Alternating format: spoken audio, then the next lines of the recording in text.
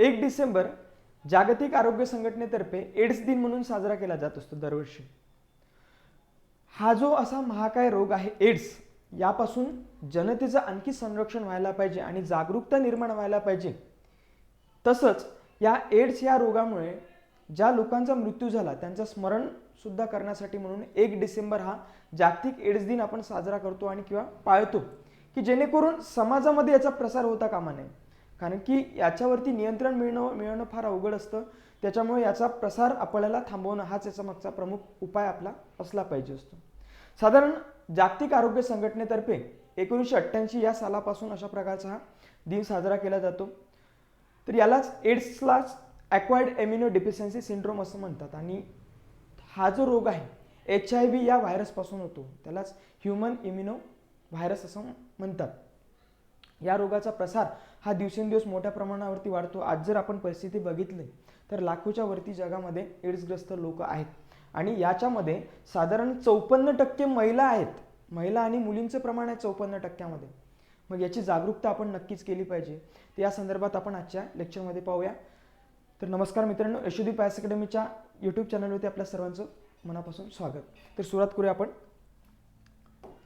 AIDS दिनाच्या निमित्त 1988 पासून आपण सुरू करतो आणि 1 डिसेंबर हा आपण दरवर्षी साजरा करतो या आजाराविषयी जागरूकता निर्माण करण्यासाठी। आणि हा जो डिसीज आहे, हा जो रोग आहे, या HIV या व्हायरसपासून होतो। तर HIV जो व्हायरस आहे हा CD4 या टाईपचे जे काही WBC सेल आहेत आपले, WBC सेल या व्हाईट ब्लड सेल याच्यावरती अटॅक करतात। ते हे टाईप आहे CD4 टाईप। याच्यावरती अशा प्रकारे इम्युनवरती म्हणजेच मानवाच्या रोगप्रतिकार शक्तीवरती अशा प्रकारे हे टार्गेट करतात। याच्यामुळे अटॅकमुळे असं होतं आणि त्यामुळे का त्याला हे जे CD4 टाईप जे काही आपले WBC सेल आहेत ते संबंध शरीरामध्ये पसरलेले असतात आपल्या रोगप्रतिकारक शक्ती निर्माण करण्यासाठी। आणि शरीरात प्रवेश केल्यानंतर HIV स्वतः एक मल्टिपलमध्ये त्यांचे व्हायरस वाढवत जात असतो तो एकदा प्रवेश केला की, आणि त्याला बाहेर काढणं फार अवघड असतं, म्हणजे निघतच नसल्यावर काय ते सगळं काही। मग या CD4 टाईप नष्ट करून टाकतात ते HIV आणि मानवी रोग प्रतिकार शक्ती कमी होऊन जाते आणि गंभीर नुकसान पोहोचवते याला।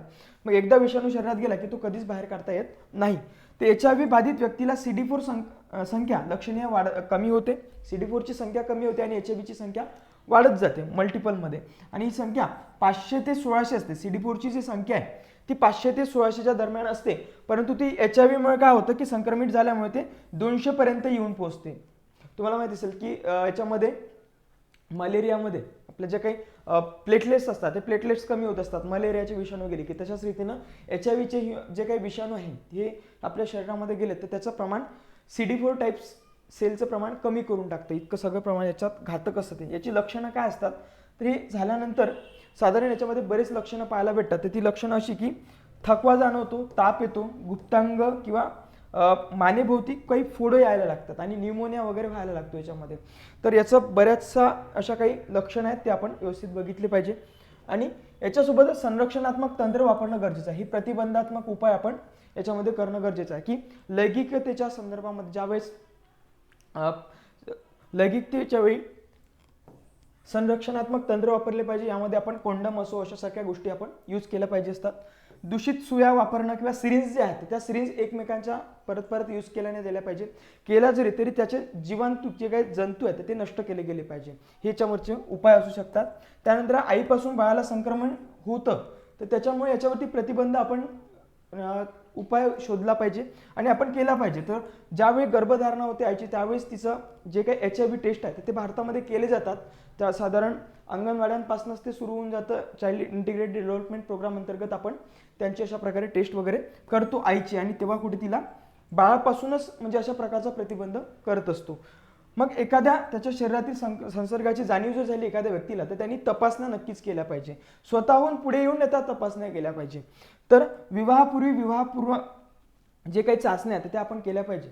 मी सुद्धा अशी प्रकारची करणार आहे, आपण सुद्धा करायला पाहिजे। कारण की बरेचदा वाटतं की जसं आता नवीन एक पद्धत जर म्हटलं ती आता काय पाहुणे वगैरे बघायला गेले त्यावेळेस करायला पाहिजे की तुमच्या मुलाची टेस्ट केली आहे का HIVची, तुमच्या मुलीची टेस्ट केली आहे का HIVची, तर विचारला पाहिजे ना। हे एक आधुनिकतेचं लक्षण आहे, कारण की याच्यामुळे बरेच जीव वाचू शकतात। पण आज जर असं म्हटलं तर कदाचित शिव्या घालतील एकमेकांना, अगं आमच्या पोराला काय HIV आहे का, आमच्या पोराला काय HIV आहे का, असा कसं काय शंका घेऊ शकतो, अशा प्रकारे काही होऊ शकतं. पण असं काही होता कामा नये. आपण जर ब्रॉड माइंडेड असू तर नक्कीच आपण टेस्ट करायला पाहिजे या गोष्टीची, की जेणेकरून कोणत्याही एका नवीन जीवाला अशा प्रकारे रोग होता कामा नये, त्याच्यापासून संक्रमण होण्यापासून आपण सुरक्षितता बाळगू शकतो. या गोष्टी आपण याच्यामध्ये प्रतिबंधामध्ये करू शकतो. प्रतिबंधासाठी आपल्याला हा मार्ग अतिशय उपयुक्त आहे. मग जागतिक एड्स दिनाची सध्याची जी आपली स्थिती जी आहे काय आहे जागतिक स्तरावरती आणि राष्ट्रीय स्तरावरती, किती लोकांना बाधित झाला. 2021चा डेटा साधारण UN एड्स अशा प्रकारे युनायटेड नेशनने एक रिपोर्ट सादर केला. त्याच्यानुसार कार्यक्रमानुसार सांगितलं गेलं की 2021 मध्ये साधारण 38.4 दशलक्ष लोकांना HIV झालेला होता आणि त्यापैकी साधारण 1.7 दशलक्ष हे बालकं आहेत. 1.7 दशलक्ष, त्यामध्ये 38.4 दशलक्ष हे सबंध संख्या आहे याच्यामध्ये. त्यानंतर HIV ग्रस्त लोक हे याच्यापैकी 54% महिला आणि मुली होत्या, हे लक्षात आलं आहे. नंतर 2021 मध्ये HIV असलेल्या सर्व लोकांना 85% लोकांना त्याचे HIV स्थिती माहिती आहे. 85% लोकांनी आणि उरलेल्या 15% माहिती नव्हतं.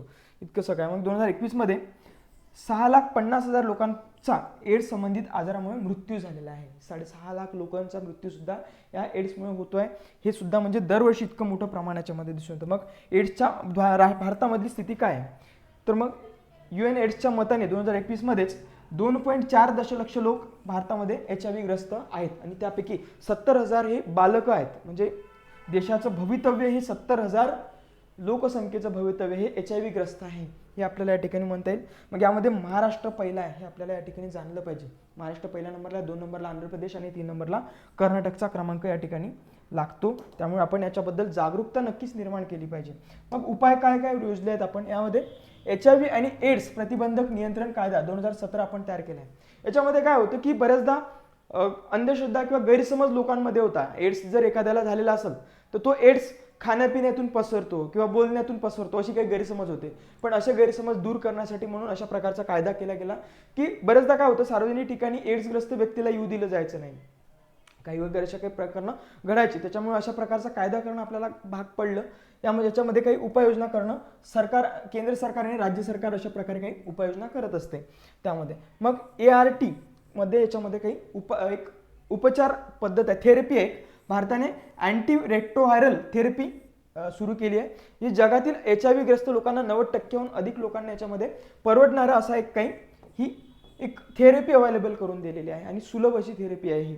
आणि समंजस्य करार सुद्धा केला आहे, OMO सुद्धा केलेला आहे. याच्यामध्ये आरोग्य आणि कुटुंब कल्याण मंत्रालयाने 2019 मध्ये सामाजिक न्याय आणि सक्षमीकरण मंत्रालयासोबत सुद्धा याच्या संदर्भात HIVचा प्रसार थांबवणे, त्यानंतर अंमली पदार्थाचा गैरवापर बळी ठरलेल्या लोकांना, HIV ग्रस्त मुलं आणि यांच्यावरती काही कलंक भेदभाव मिटवण्यासाठी म्हणून, कमी करण्यासाठी म्हणून अशा प्रकारचा करार सुद्धा केलेला आहे मंत्रालयाअंतर्गत.